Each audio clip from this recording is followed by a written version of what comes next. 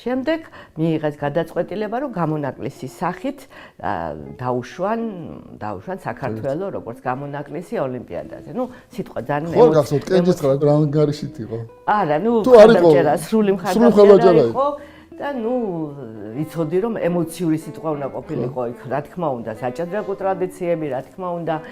გაფრინდაშვილი, ჩიბურდანიძე, ზურას სოფლიო თასი აზმაი ფარაშვილს ჰქონდა ნათამაშები, თქვენი წარმატებები დაფიქსირებული იყო უკვე საერთაშორისო დონეზე,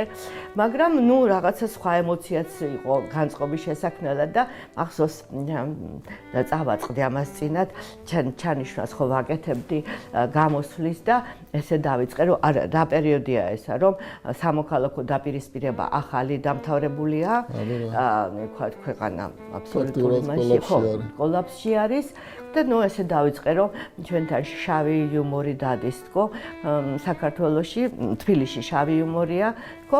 რა არის ყველაზე დიდი ბედნიერება კონდეს ასეთი სამშობლო და რა არის ყველაზე დიდი უბედურება კონდეს ასეთი ყველაზე დიდი ბედნიერება.